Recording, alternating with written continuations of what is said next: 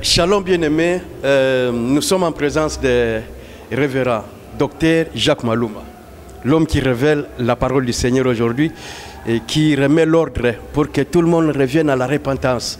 On laisse un peu tomber les choses qui font balader les enfants de Dieu. On revient à la repentance, on cherche Dieu. Shalom pasteur. Shalom mon bien-aimé et bonne année. Merci beaucoup pour les révérends. Merci beaucoup. Dans la grâce du Seigneur. Aussi, bonne année. Merci beaucoup. Nous vous aimons beaucoup et surtout votre message. Nous avons les témoignages que les gens mettent l'ordre dans leur vie. Alléluia. Il y en a qui ont passé beaucoup d'années dans l'église, mais ils allaient à l'église juste pour aller. Mais depuis qu'ils ont écouté votre message, ils se mettent en ordre. Ils commencent à craindre Dieu. Oui. Qu'en pensez-vous de ça? C'est juste extraordinaire. C'est pour dire à votre public que vous représentez ici surtout que le seul message qui a le pouvoir de changer la vie humaine, c'est le message ancien de la croix, qui est le message de la repentance et de la sanctification. Parce que chaque fois que Dieu envoyait les prophètes en Israël, il les renvoyait avec ce message d'annoncer au peuple la repentance. Oui. La repentance, c'est la réconciliation avec Dieu. C'est le retour total à Dieu. Alors voilà pourquoi vous avez ces témoignages de nos frères et sœurs.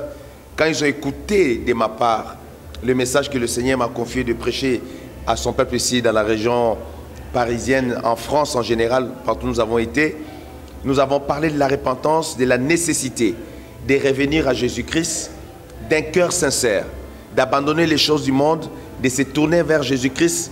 Pourquoi? Parce que le temps a changé. Nous sommes dans les temps prophétiques qui annoncent les retours imminents du Seigneur Jésus-Christ. C'est le besoin de la préparation aux noces de l'agneau qui impose ce message dans le corps du Christ pour que le peuple de Dieu se prépare et que le peuple de Dieu puisse se repentir, c'est-à-dire sortir des mauvaises voies. Hein? Comme c'est écrit dans les livres de 2 Chroniques 7-14, oui. Si mon peuple sur qui est invoqué mon nom s'humilie, prie et recherche ma face et se détourne de ses mauvaises voies, Dieu dit, j'exaucerai leurs prières, je guérirai le pays, mes oreilles seront désormais attentives en ce lieu. Donc c'est ça, là, les témoignages, les bien-aimés ont écouté les messages, ils ont cru d'abord au message, et quand ils ont mis cela en pratique, ils ont vu la main de Dieu. Voilà. Amen. Sans forcer la guérison, sans forcer la délivrance, mais le message passe et remet les choses en règle. C'est ça qui est magnifique, c'est-à-dire que Jésus-Christ est derrière le message de la repentance. C'est-à-dire que quand quelqu'un accepte de se repentir, comme je l'ai dit tout à l'heure, il accepte de se réconcilier avec Dieu et avec sa parole. Or, la vie est dans la parole. Jésus est la vie. Donc quand tu te réconcilies avec Jésus par la repentance, tu reçois la vie. Là où il y avait la maladie, la guérison arrive. Là où il y avait un souci pour la délivrance se présente à toi naturellement. Exactement. Sans forcer. Voilà ce que nous avons. Comme tout à l'heure, on a écouté les témoignages de nos sœurs et nos frères ici à l'église. C'est qu'il y avait des problèmes sérieux des fois d'ordre financier où on ne pouvait pas intervenir. Une sœur qui avait des problèmes pour son... L'autre a failli perdre sa maison. Et Dieu intervient. Et elle a craqué. Comme elle a dit tout à l'heure, elle m'appelait à 2 h du matin, 3 h du matin. Mais je n'avais qu'un seul message. Jésus est fidèle. Jésus n'abandonne jamais ses enfants. Puisque tu es dans la repentance, je lui ai dit, ta maison ne sera jamais arrachée de ta main. Dieu va intervenir. En effet, Jésus est intervenu à presque une semaine avant qu'on arrache la maison. Et Dieu a suscité une personne qui a donné la totalité exacte de l'argent que les juges réclamaient, y compris les intérêts que la banque avait ajoutés. Mes amis, dans notre temps ici, là, dans cette génération des hommes, avec ces temps qui courent, les temps, la conjoncture actuelle, quelqu'un sort de son compte épargne 48 000 €. 48 000 €, nous parlons aux alentours de 70 000 $ canadiens. Il te les donne sans intérêt et puis tu vas rembourser ça quand tu pourras. Ça, c'est la main de Dieu. C'est pouvoir aller passer devant pour glorifier Jésus. Les témoignages sont multiples. multiples et nous ne pouvons que rendre gloire au Seigneur Jésus-Christ. C'est ça l'importance du message. Alors, dites-nous, pasteur, l'année vient de s'achever, Oui. 2018. Oui. On a vécu beaucoup de choses. C'est quoi le bilan? C'est quelle merveille, c'est que l'Éternel a fait et accompli tout au long de cette année? Vous, l'homme de Dieu, Le bilan, oui. Seigneur se sert. Le bilan, c'est ce que je peux dire déjà. J'ai vu la croissance spirituelle. Spontané. La croissance, j'ai vu l'église et en peu de temps, vous savez, Parole de grâce ici à Paris, c'est 2 ans et demi à peu près. 2 ans et demi. Mais j'ai vu la maturité, la croissance spirituelle. J'ai vu le jeune de l'église s'élever dans la connaissance. J'ai vu le jeune de l'église commencer à servir Dieu. Ils ont organisé une des conférences, je crois, la première conférence même de l'église. Je leur ai fait confiance, la jeunesse, parce que je leur ai dit, je sais qu'est-ce que Dieu a investi en vous au travers de tous mes enseignements que j'ai donnés pendant ce temps. Et nous avons vu le résultat. C'était extraordinaire. Nous avons vu notre jeune qui a prêché la parole pendant la conférence et l'onction l'a saisi. Et quand il priait pour les gens, il s'est passé des choses extraordinaires. Dans ma première évaluation du bilan, c'est de voir la croissance, la maturité spirituelle au sein de l'église, dans la vie des membres de l'église. Parce qu'ils ont été nourris par cet enseignement profond. Nous avons parlé beaucoup sur la repentance, la sanctification qui est la base. Et puis nous avons beaucoup enseigné sur la révélation de Jésus-Christ. Connaître Jésus-Christ. C'était un thème qui nous a accompagnés tout au long de l'année 2018. Connaître Christ. Or, la vie éternelle, c'est qu'ils te connaissent, toi le seul vrai Dieu, et Jésus-Christ que tu as envoyé. Parce que connaître Jésus-Christ, c'est la vie. Alors, nous avons beaucoup enseigné sur ces choses. Nous avons beaucoup enseigné sur le Saint-Esprit. Nous avons beaucoup parlé sur le mystère du sang de Jésus-Christ. L'Église a été nourrie dans ces choses. Les résultats, c'est que nous avons vu la maturité. La maturité dans l'Église. Les gens travaillent pour Dieu. Les gens sont attachés à Jésus. Les gens vont évangéliser. La prière est présente et permanente. L'Église a eu, au long de l'année 2018, je crois qu'au moins 5 marathons successifs. Quand parlons de marathon ici pour le téléspectateur... C'était la première fois. Hein. C'est la première église qui a commencé à parler de marathon de prière ici à Paris, en France. Ah oui, oui, oui. Oui, oui, parole de grâce. On ne triche pas, oui, oui. Triche pas quelque part. Non, non, non, on triche pas. C'est original. C'est en fait, les marathons de prière, c'est des moments intenses. Vous imaginez que Dieu nous avait ordonné, au moment où on était à Saint-Denis, on priait de 8h du matin à 20h, non-stop, sans s'arrêter. L'Esprit de Dieu était tellement présent que la force surnaturelle de Dieu nous était donnée de prier sans arrêt de 8h du matin à 20h du soir. C'est ça que nous parlons de marathon. Et l'Église a été plongée dans cet élément de la prière. Pas un seul jour. On faisait 7 jours de marathon, 10 jours de marathon, 2 semaines de marathon de prière. Donc, associer d'un côté l'enseignement fondamental de l'évangile de Jésus-Christ et balancer avec une vie de prière intense, le résultat est là. L'Église a grandi sans beaucoup d'efforts. Parole et grâce compte aujourd'hui. Nos derniers records montrent que on nage 250 au-dessus des membres qui viennent par la grâce de Dieu. C'est encore une petite église en 2 ans et demi, mais chaque culte on tend entre 250 à... Si tous les membres de l'église arrivent, on est dans les 300 et plus.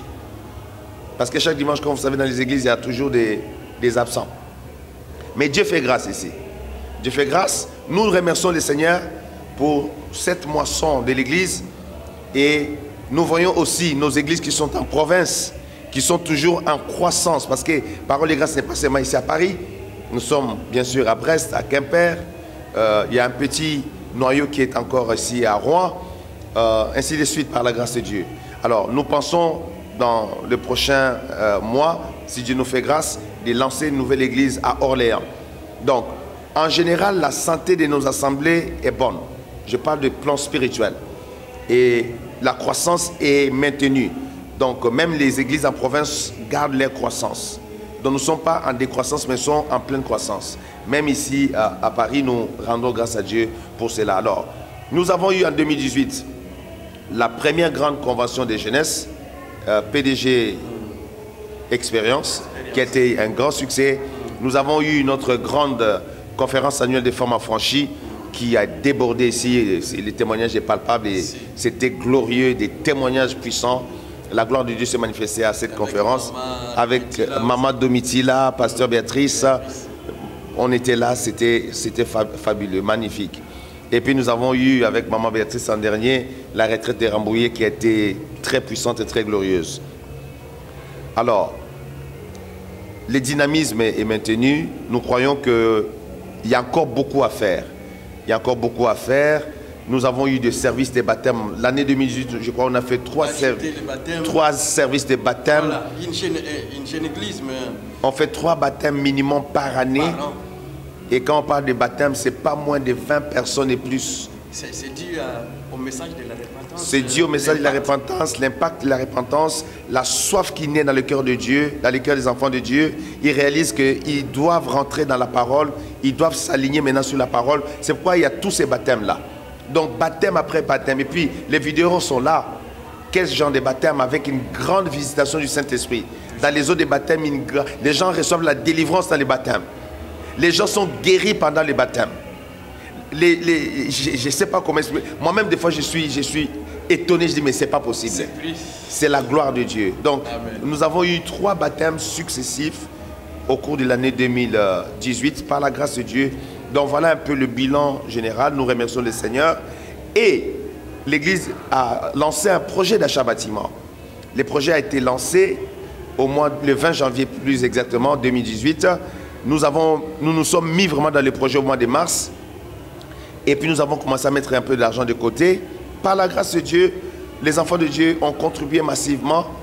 Nous tendons vers l'accomplissement de notre projet. Donc d'ici peu, si Dieu nous fait grâce, nous allons récupérer tous les fonds. Et comme nous sommes dans l'année des conquêtes, on va arriver à acheter notre bâtiment. Donc voilà, il y a eu des projets d'achat bâtiment qui déjà... en peu de temps, il y a de l'argent qui a été mis de côté. Je ne vais pas donner des sommes ici parce que, bon, mais ça attire la curiosité. Voilà, mais c'est déjà bien. Il y a de l'espoir, voilà. Nous bénissons Dieu pour ce qu'il fait. Et Dieu merci, nous sommes en bonne santé. Hein? Amen.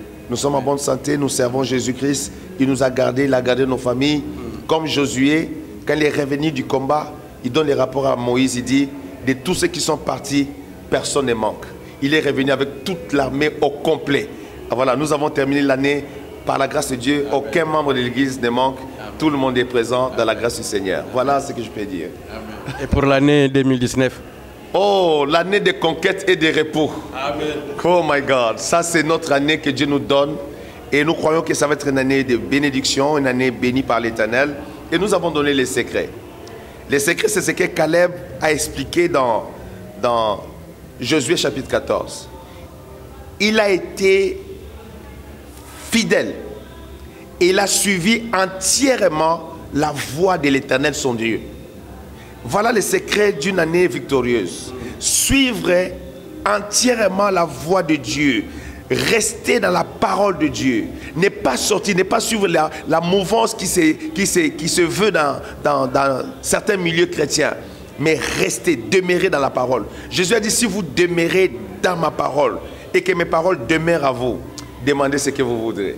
Alléluia. Parce que là, tout s'accorde. Tout s'accorde, c'est en harmonie. En harmonie et... C'est le secret. La bénédiction. Tu vois, Caleb dit, j'ai 85 ans, mais je suis vigoureux. J'ai de la vigueur et j'ai de la force. Je peux combattre. Je peux sortir, je peux entrer. Oh non. C'est magnifique. Non, il faut être à parole de grâce pour vivre ces choses-là. Donc, restons dans la parole pour les amis qui nous suivent. Restez dans la parole, marchez dans la crainte de Dieu. Obéissez à la voix du Seigneur Jésus-Christ. Et le Seigneur revient bientôt, nous l'avons dit. Les temps sont mauvais. L'Église doit comprendre que le Seigneur est à la porte. Nous allons nous préparer. En travaillant, bien sûr, pour l'évangélisation, gagnant les âmes, préparant l'Église de Jésus-Christ, mais nous préparant nous-mêmes. Parce que le salut est personnel. Amen. Ce n'est pas nos titres des docteurs, des pasteurs, des archibishops qui vont nous amener. Ça, c'est les titres fonctionnels. Mais c'est notre relation d'intimité avec Jésus-Christ qui compte beaucoup. Amen. Par là, pour aller conclure, quelle est votre vision par rapport à l'Église de Dieu aujourd'hui, par rapport au temps qui court, les prophéties, aux nations, tout ce qui se passe au monde? Oui. Votre lecture? Oui, je disais tout à l'heure à l'Assemblée, Dieu m'a fait grâce de visiter les nations de la terre. Et dans cette visite des nations, j'ai observé, j'ai vu que l'Église ne va pas bien. L'Église est en difficulté, l'Église, voilà le terme, l'Église est malade comme on le dit. Mais il y a de l'espoir. Il y a de l'espoir pourquoi? Nous avons observé ceci. Toutes les perturbations qui sont rentrées dans l'Église, au travers des faux prophètes, des faux apôtres, au travers des faux serviteurs qui ont corrompu l'Église, qui faisaient du message de la prospérité leur cheval de bataille. Ils allaient dans les églises dépouiller les églises. Nous avons remarqué que ce message n'a plus de feu. Son feu s'est éteint. La rage de ce feu est finalement finie. C'est complètement banni. Et nous avons observé aussi que le Saint-Esprit est en train de remettre les choses en ordre un peu partout sur la face de la terre dans les assemblées. Maintenant, ce qui reste comme effort à faire à nous les serviteurs de Dieu, c'est de chercher beaucoup la face du Seigneur et d'avoir toujours le courage de parler de la vérité à l'Église. Parce que la Bible dit que vous connaîtrez la vérité vous affranchira. Il n'y a que la vérité de l'Évangile qui sauve, qui va affranchir l'Église de toutes les situations dans lesquelles elle a été mise les 2 dernières décennies. Alors, nous sommes dans une phase transitoire. Il y a l'assouplissement spirituel. Il n'y a pas encore le réveil. Mais il faut qu'on continue à sonner la trompette jusqu'à ce que le réveil arrive. Nous croyons qu'avant l'enlèvement de l'Église, Dieu a promis la pluie de l'arrière-saison. Le prophète Ésaïe a appelé ça la rosée matinale. Tu connais que la rosée ne dure pas longtemps. C'est juste un laps de temps, puis dès que le soleil commence à apparaître, la rosée part. Donc, ça va être un réveil puissant, mais court en durée. Donc, c'est la pluie de l'arrière-saison, l'abondance de la gloire qui va descendre, mais l'image de la rosée, c'est en termes de la durée, de la durée de ce réveil. Alors, il va y avoir un réveil qui va embraser, le feu va embraser l'Église de Jésus-Christ par beaucoup de grâces, par beaucoup de miracles et surtout par les retours à la sanctification et à la repentance devant Dieu. Je crois que c'est ça qui va donner à l'Église l'élan du réveil qui va permettre à l'épouse de monter dans la gloire de Dieu. Donc, j'encourage l'Église, j'encourage les enfants de Dieu, j'encourage les serviteurs de Dieu de ne pas baisser les bras. Nous devons travailler. L'ennemi est sur le terrain. Je sais qu'il nous combat, mais nous avons le Saint-Esprit. Nous avons Jésus-Christ de notre côté. Nous devons tenir bon. Nous devons tenir bon et continuer à évangéliser, à gagner les âmes et paître les brebis du Seigneur avec amour, avec passion et être déterminé pour que Jésus-Christ trouve une épouse bien préparée qui va hériter le royaume des cieux. Avec une robe éclatante et pure. Fino lino. Lino fino. Resplendiciente. Ah, vous entendez. Voilà, lino fino. Une parole d'encouragement ou une prière pour celui qui est fatigué, qui ne veut plus venir à l'église parce qu'il a beaucoup entendu, ou une personne qui est malade, qui attend quelque part quelque chose.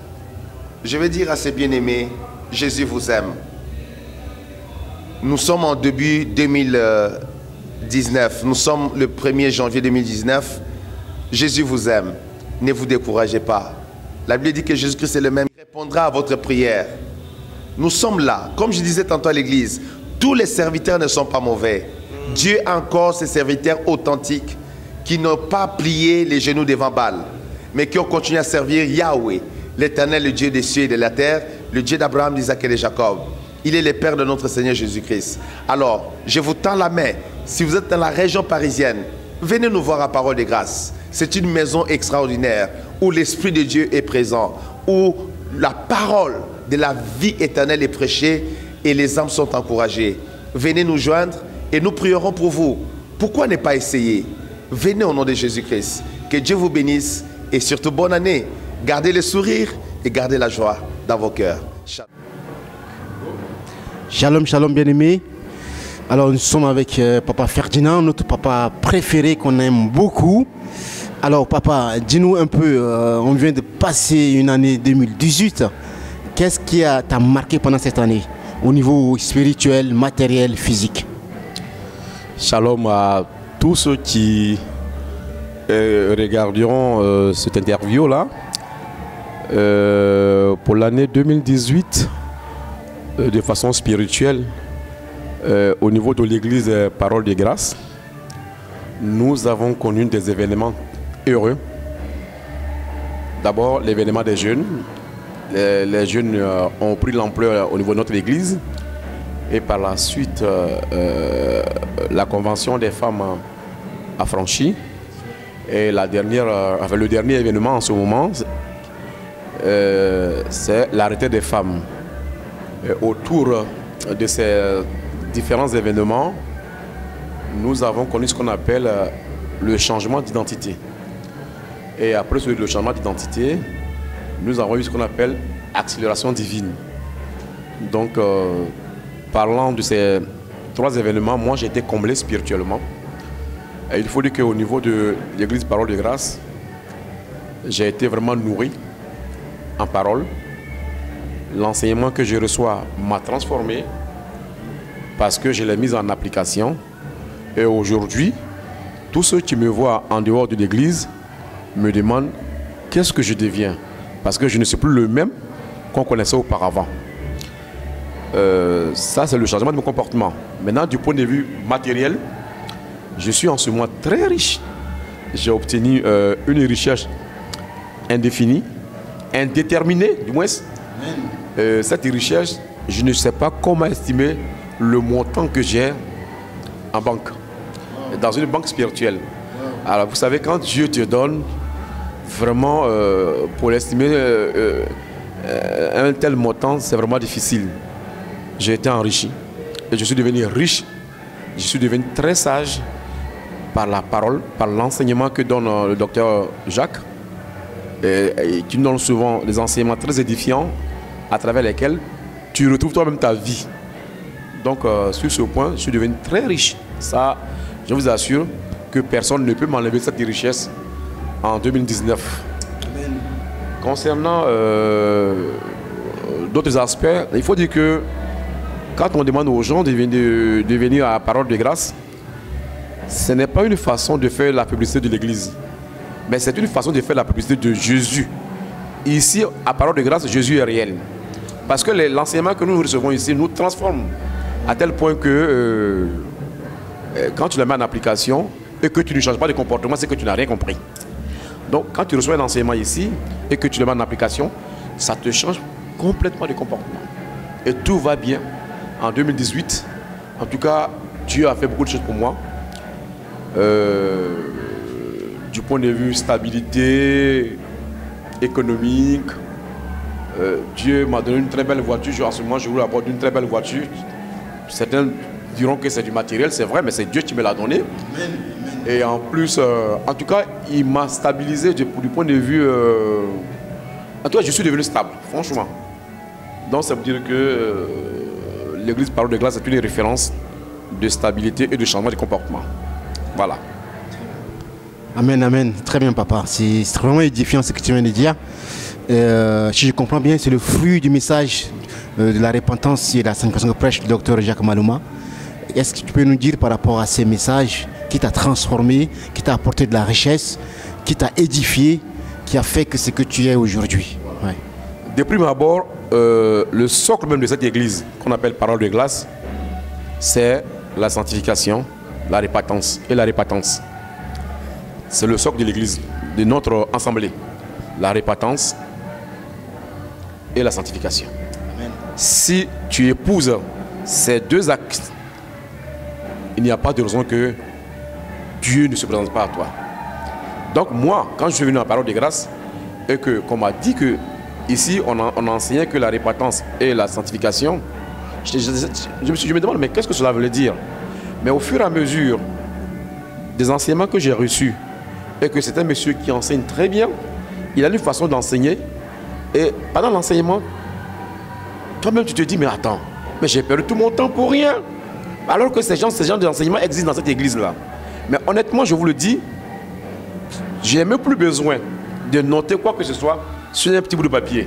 Et quand il ouvre sa bouche, il ouvre sa Bible, il donne un passage, et l'enseignement qu'il me donne,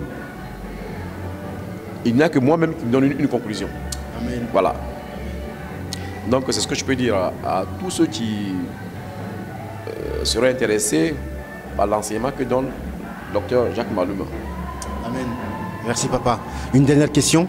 Si je te demandais si Jésus revenait bientôt, est-ce que tu es prêt pour la noce de l'agneau? Pendant que je suis en train de faire l'interview, je souhaiterais que Jésus me prenne maintenant pour partir. Parce que c'est le bon moment de partir. Ça, je vous le dis, je souhaiterais qu'il m'enlève maintenant même là. Parce que je suis tellement pressé de partir que je me bats chaque jour que lui-même il fait pour être dans les normes, pour être dans la droiture de sa parole, afin que je sois parti, afin que je parte au moment de l'enlèvement. Aujourd'hui, on a reçu un enseignement qui nous a vraiment séduit tous, où on nous a parlé du repos.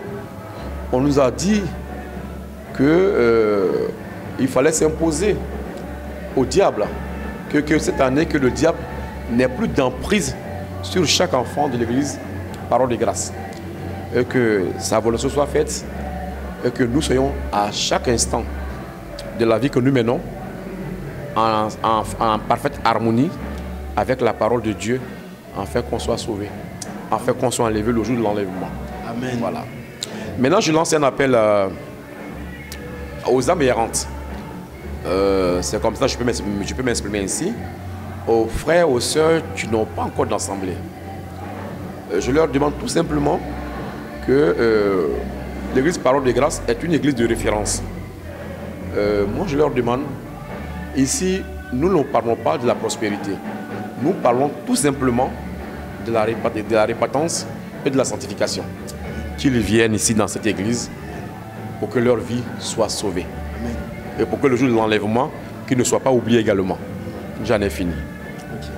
Merci beaucoup. C'était Papa Ferdinand, notre papa qu'on aime, maman Clémence, responsable de la chorale Grâce Merveilleuse, la servante de l'Éternel. Alors maman, on vient de traverser une année 2018 et je voulais savoir qu'est-ce que Dieu a fait de merveilles dans ta vie durant cette année, sur le plan spirituel, matériel et physique. Amen. Merci beaucoup mon frère Narcisse, le grand serviteur de l'équipe de médias. Je bénis le Seigneur d'ailleurs pour votre service média. Et ça nous a fait vraiment du bien de voir notre image et voir comment les merveilles de Dieu qu'il est en train de faire dans nos vies. Dans ma vie personnellement, pour l'année 2018, vraiment je rends grâce à Dieu. Cette année, le début était un peu difficile. C'était un peu difficile dans ma vie personnelle, dans ma famille, mais par la force, persévérance dans la prière, cherchant Jésus-Christ, Dieu a fait des merveilles à la fin. Dieu m'a donné la victoire Et ça, je dis que Dieu m'a donné la victoire. Parce que je vois le fruit de mes requêtes envers Dieu. Voilà. Et il m'a donné la bonne santé. Parce que l'ennemi a attaqué mes jambes, on peut dire, par l'arthrose encore. Voilà. Et le Seigneur m'a donné la victoire sur ce côté-là. À travers le marathon de prière, à travers mes prières personnelles, et Dieu m'a donné la santé. Et là, ça, je rends grâce à Dieu. Et je rends grâce à Dieu aussi pour ma famille. Il a fait des merveilles aussi dans la vie de ma famille. Il a donné la force à ma famille de se lever dans sa présence. Nos enfants, frères et sœurs, on était tous rassemblés à chercher la face de Dieu. Et ça, je bénis le Seigneur pour ce dernier temps de l'année 2018 qu'il a fait dans ma vie et dans la vie de ma famille. Et je bénis le Seigneur aussi pour l'église Parole de Grâce qu'il nous a donnée. Et le serviteur Jacques Maluma, c'est un papa formidable qui nous soutient dans nos temps de prière. Il est toujours présent avec nous. Et avec le grand foi qu'il a, s'active aussi ma foi. Et ça m'a donné la force de rester debout. Et ça, je bénis le Seigneur pour ça. Alors, qu'est-ce que tu peux nous dire par rapport à ces messages que le docteur Jacques Maluma prêche, où il a été mandaté à Paris pour ça? Ce message de repentance et la sanctification, c'est un grand message. Et ça tient à cœur vraiment les serviteurs et les enfants de Dieu, nous les enfants de Dieu. Parce que quand on nous dit que Jésus-Christ revient bientôt, et qu'on nous prêche la parole de Dieu pour ne pas dire qu'on ne sera pas des vierges folles et les vierges sales, et sages, pardon.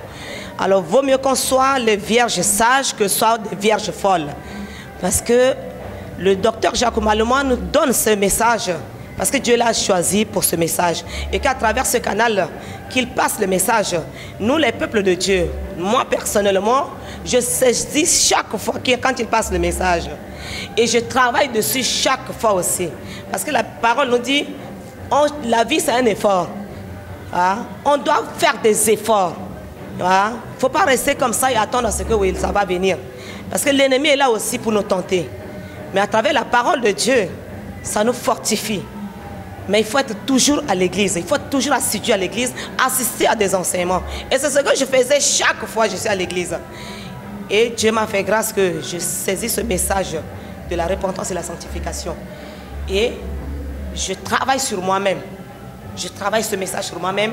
Et je bénis le Seigneur parce que les choses que je faisais avant, je ne fais plus. Amen. Je ne les fais plus. Les boîtes de nuit, je ne mets plus pied. L'alcool, je ne bois plus. Dans ma maison aussi, j'ai instauré cette loi. Voilà. N'importe qui vient dans ma maison doit respecter, comme il nous a enseigné sur l'histoire de Corneille. Voilà. Il a honoré l'Éternel. Il a la crainte de l'Éternel avec toute sa maison. Donc ma maison, je l'ai établie aussi comme la maison de Corneille. Et je continue encore dans ce temps à me préparer jusqu'au retour de Jésus-Christ par la grâce. Amen. Parlons du retour, une dernière question. Si Jésus revient bientôt, est-ce que tu es prête pour la noce de l'agneau?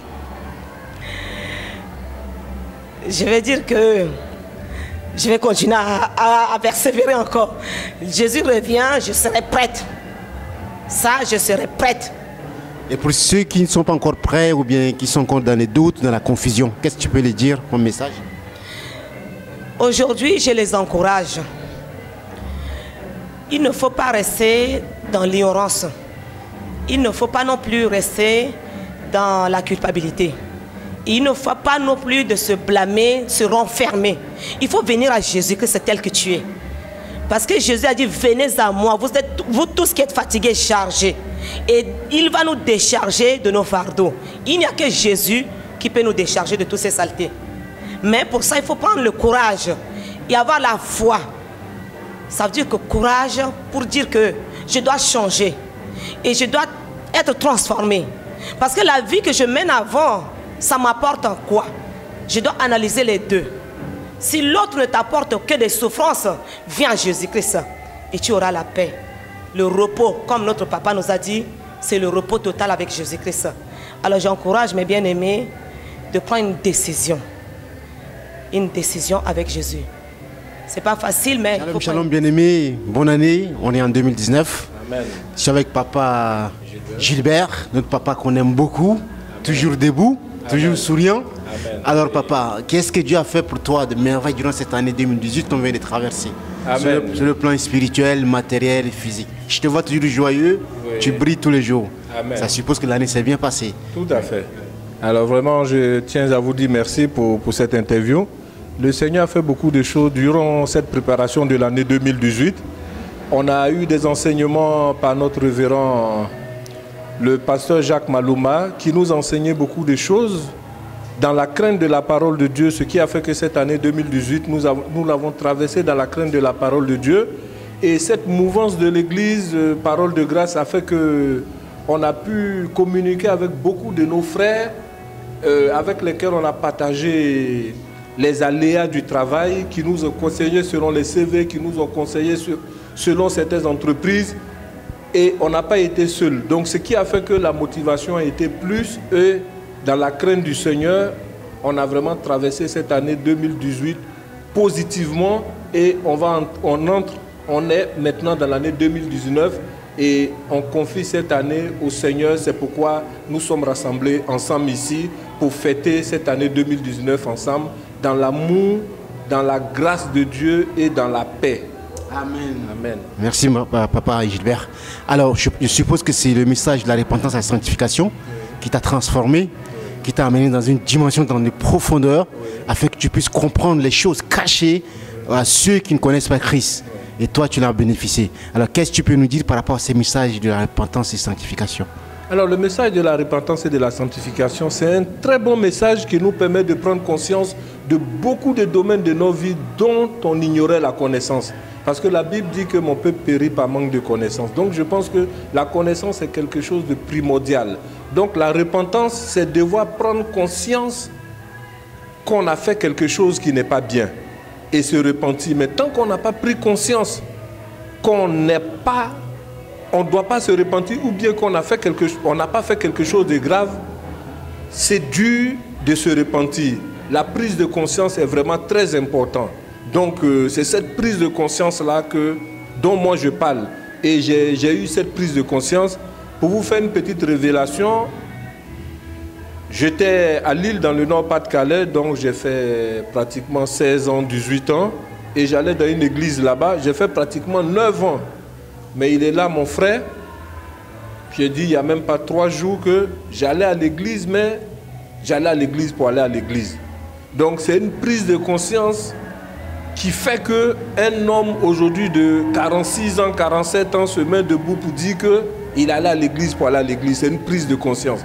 Donc voilà, il y a beaucoup de choses qu'on ignorait ou bien on ne voulait pas voir en face. Donc voilà, c'est la repentance qui fait comprendre ces choses cachées.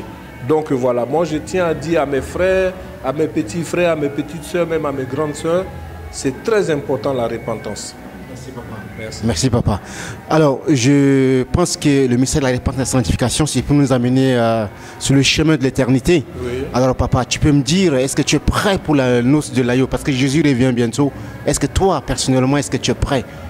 Moi, personnellement, je réponds positivement que je suis prêt. Je réponds par la foi, parce que je veux aller dans le royaume des cieux. Donc je réponds positivement que je suis prêt. Même si j'ai des doutes à ma réponse, mais par la foi, je réponds positivement.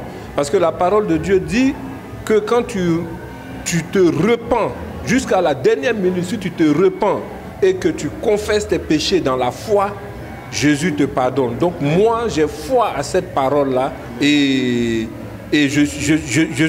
j'attends le retour du Seigneur. J'ai foi à cette parole-là. Amen, papa. Voilà. Merci. Amen. Et pour ceux qui sont encore dans les doutes ou dans la confusion, qu'est-ce que tu peux leur dire afin qu'ils comprennent l'impact de ces messages qui mènent droit à l'éternité?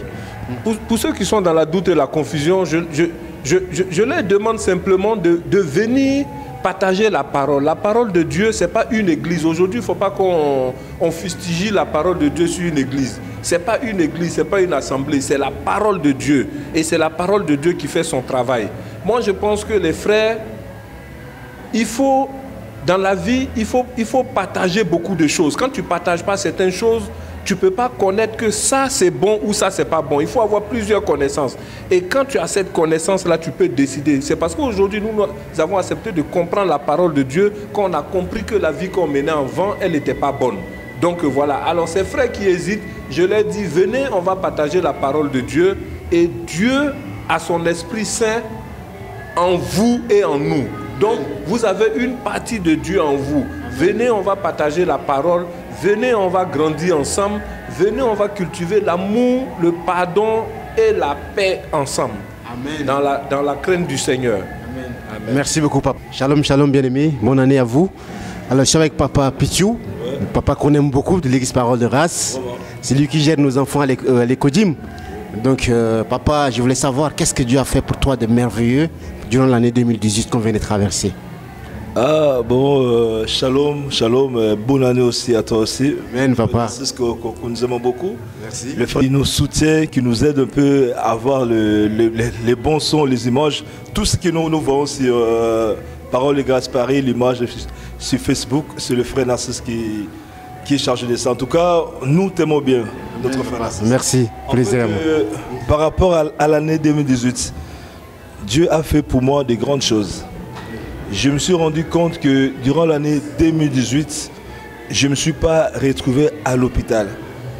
Durant l'année 2018, je me suis rendu compte, ni mes enfants, ni ma femme, personne n'a été en urgence. Je me suis dit, oh là là, en tout cas, ça, c'est la grâce de Dieu.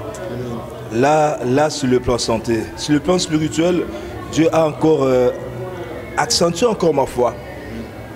Accentué ma foi par rapport à la venue du Christ, par rapport à l'attachement à sa parole et à l'attachement à notre Seigneur Jésus-Christ. Amen. Donc c'est un peu ça. Donc il y en a plein. Si on doit citer tout ce que Dieu a fait pour moi durant l'année 2018, je crois on ne peut pas en finir maintenant. Amen. Mais premièrement, je te dis mon frère Narcisse, je me suis rendu compte que Dieu m'a gardé, je n'étais pas malade. Amen. J'étais vraiment à bonne santé, moi et toute ma famille. J'ai pris l'Éternel en 2018. Quand on est passé 2007 pour entamer 2018, que l'Éternel soit mon bouclier. L'Éternel a été mon bouclier, il a été le bouclier de toute ma famille. Donc Amen. Là, je bénis Dieu. Amen. Amen. Merci papa, c'est très édifiant. C'est un témoignage, hein, c'est un grand témoignage que papa vient de nous dire. Alors, je suppose que c'est le message de la repentance et de la sanctification qui a apporté ses fruits, qui t'a transformé, qui t'a amené dans la profondeur, afin que tu puisses découvrir encore les choses cachées, les choses que beaucoup ne connaissent pas. Alors, qu'est-ce que tu peux nous dire par rapport à ces messages de repentance et de la sanctification que prêche Dr Jacques Maluma? Le message de la repentance et de la sanctification, c'est un message qui nous aide à vivre en paix. Amen. Depuis que j'ai connu le message de la repentance, de la sanctification, je vis en paix. Cela veut dire quoi? La sanctification n'est qu'un bénéfice, c'est un gain en fait. C'est un gain qui fait que tu ne puisses pas vivre avec de culpabilité, avec une conscience chargée. Tu dors, tu te réveilles, tu es tranquille. Tu n'as pas de remords. Parce que tu es garanti que non, je vis dans la parole de Dieu. Tu as ton cœur ne te reproche rien devant ton Dieu. Donc le message de la sanctification, de la repentance, accentue encore ma foi en plus. Amen. Donc avant, j'étais chrétien, j'écoutais la parole. Mais en fait, le message de la repentance a fait que je puisse maintenant penser au ciel. Donc, jour après jour, je me dis que non, j'appartiens à un royaume. Et ici-bas, je dois me préparer par rapport à ce royaume-là. Pour être qualifié, cela dépend de cette vie-là, de la sanctification. Donc, c'est comme un citoyen céleste, des gens qui vivent ici-bas. Alors, les champions, c'est quoi? Vivre dans la repentance, dans la sanctification, dans la crainte de Dieu. Amen. Donc c'est un peu ça. Merci beaucoup papa, c'est très touchant, c'est ce que tu viens de dire. Alors, le message de la repentance et de la sanctification, c'est un message qui nous amène vers le ciel. Alors, pour toi papa, entre nous, est-ce que tu es prêt si Jésus revient bientôt? En tout cas, ça, la question, c'est la question que je me pose tous les jours. Tous les jours, je me pose cette question-là, si je suis prêt. Alors, cela me permet alors tous les jours de nettoyer, soit d'arranger ma vie vis-à-vis de mon Dieu. Donc je dirais même aujourd'hui encore, je me suis posé la même question, donc je suis prêt. Si Jésus revient maintenant, moi, en tout cas, je me dis que non, je ferai partie de ceux-là qui vont monter, vivre dans le royaume de Dieu. Amen. Ouais, Papa, juste une dernière question. Il y a beaucoup qui n'ont pas cette grâce de connaître, de découvrir ces messages ou bien d'écouter ces messages et qui sont encore dans la confusion et qui sont perdus. Ouais. Alors, qu'est-ce que tu peux leur dire afin qu'ils puissent aussi se préparer aussi à la venue du Christ? En tout cas, en fait, qu'est-ce que je peux encore dire? Parce que c'est le message, le dernier message que Christ nous a laissé. Cherchez premièrement les royaumes de cieux et sa justice.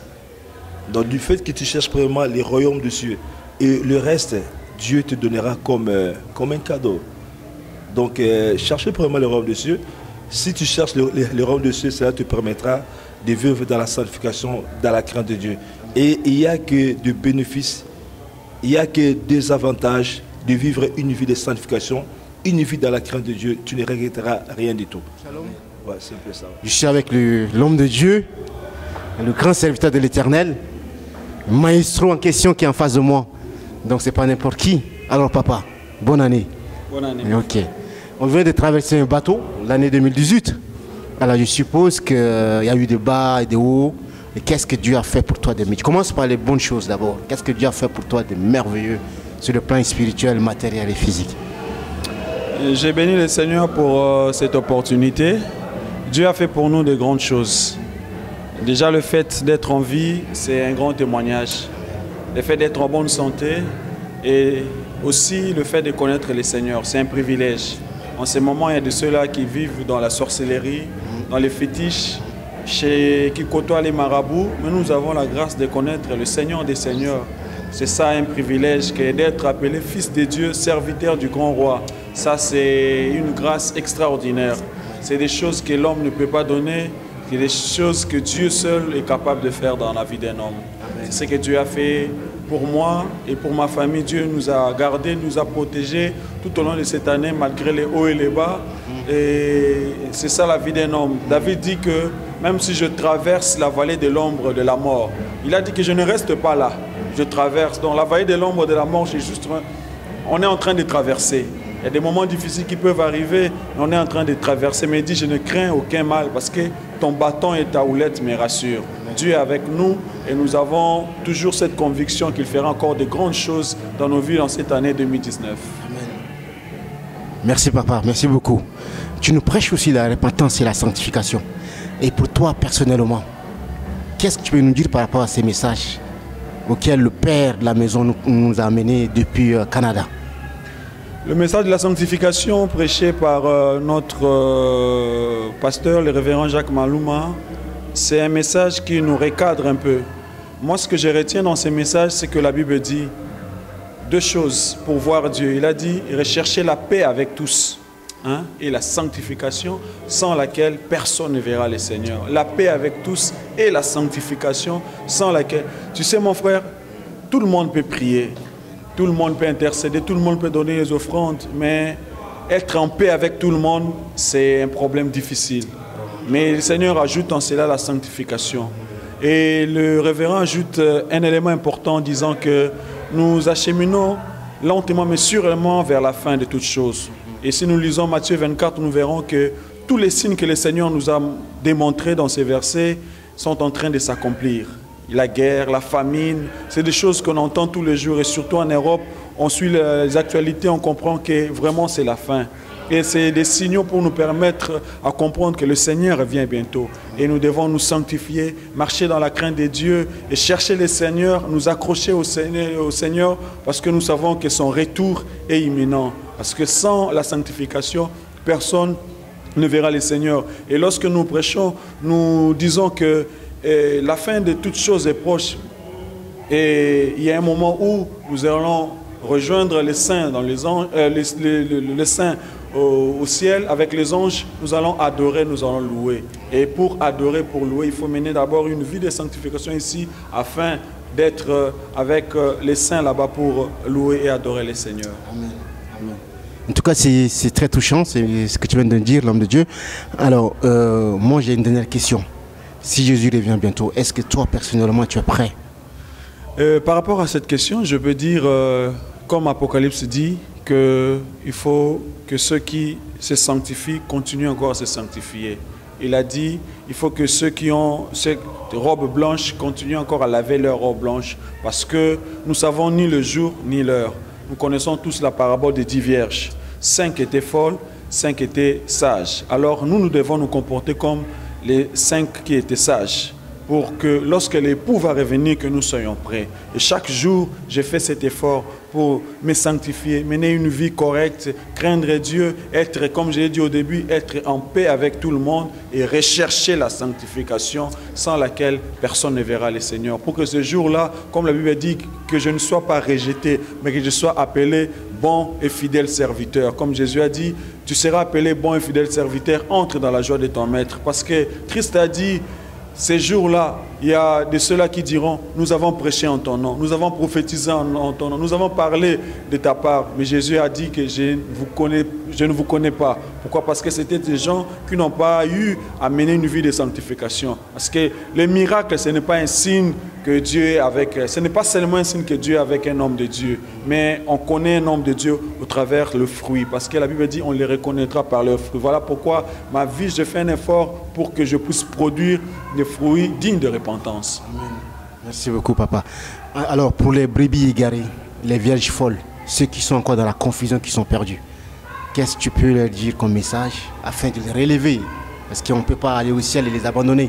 Il faut qu'on fasse un effort pour amener aussi certains avec nous. Alors quel message tu peux envoyer? Pour ces gens-là, je me réfère toujours à la parabole de ces jeunes hommes riches qui, après avoir pris tout ce qui lui appartenait, tout ce qui lui revenait de droit, il est allé jouer avec des femmes, il est allé faire tout ce qu'il voulait. Lorsqu'il a tout perdu, il s'est dit, au moins je peux rentrer dans la maison de mon maître, de mon père. Parce que là, même les esclaves, même les serviteurs sont bien traités. J'aimerais leur lancer un appel pour dire que le Seigneur a les bras tellement ouverts pour vous accueillir. Comme à la croix, il a ouvert ses bras pour nous accueillir tous. Dieu vous aime. Venez au Seigneur. Dans ce monde, il n'y a rien de bon. Quelqu'un, un homme sage, intelligent de ce monde a dit, dans le cœur de l'homme, il y a un vide. Et ce vide a la forme de Jésus. L'argent ne peut pas combler ce vide. Les matériels ne peuvent pas combler ces vides. Les plaisirs de ce monde ne peuvent pas combler ces vides. Seul Jésus-Christ est capable de combler ces vides dans ton cœur. Ni l'alcool, ni la drogue, ni la prostitution. Mais viens au Seigneur. Jésus t'aime tel que tu es. Et viens à lui. Il fera de toi un homme nouveau, une femme nouvelle. Il va transformer ta vie. Amen. Merci beaucoup, bien-aimé. Alors, je vous rappelle que je suis avec Maestro. Hein. C'est lui qui nous fait danser tout le temps à l'église, là. Les musiques que vous écoutez, tout ça, c'est lui. Donc n'hésitez pas à le bénir ou bien à faire quelque chose de particulier pour lui, parce que c'est l'homme de Dieu et c'est un canal de bénédiction pour nous. Merci beaucoup, l'homme. Oui, papa. C'est une grâce. C'est vrai qu'à chacun sa grâce, à chacun ses combats, à chacun sa foi. L'année qui vient de passer, ça n'a pas été aussi facile pour toi. Comment tu as pu gérer tous ces événements? Perdre son grand frère, perdre sa belle-mère au même instant. Et comment tu as trouvé toutes ces forces-là pour aujourd'hui être encore à l'église et venir chanter? C'est vrai, c'était pas facile. Donc, tu as oublié aussi un élément. L'année passée, j'avais perdu mon père. Voilà. Cette année, j'ai perdu mon frère aîné et il y a ma belle-mère aussi qui est morte. Ce que je peux dire, c'est que David dit, nous puisons notre force dans le Seigneur. C'est le Seigneur qui est notre force. Et je me suis référé à ce que Jérémie, le prophète, vous savez, Jérémie, c'est un homme qui a souffert dans la Bible. Je sais que tous les hommes de la Bible ont souffert, mais Jérémie est celui qui a beaucoup souffert, parce que même le dictionnaire français utilise son nom pour exprimer la douleur, le jérémiade, c'est-à-dire des souffrances. Mais Jérémie, pas seulement sa vie, il a écrit aussi un autre livre qui s'appelle Lamentation. Là, il est en train de se lamenter, de pleurer. Mais j'aime ce que Jérémie dit. Il dit, malgré la souffrance, malgré le pleur, malgré l'angoisse, malgré l'amertume, lorsque j'ai fait passer toutes ces choses devant moi, ce que je reconnais, c'est que les bontés de l'Éternel ne sont jamais épuisées. Et ses compassions ne sont jamais à leur terme.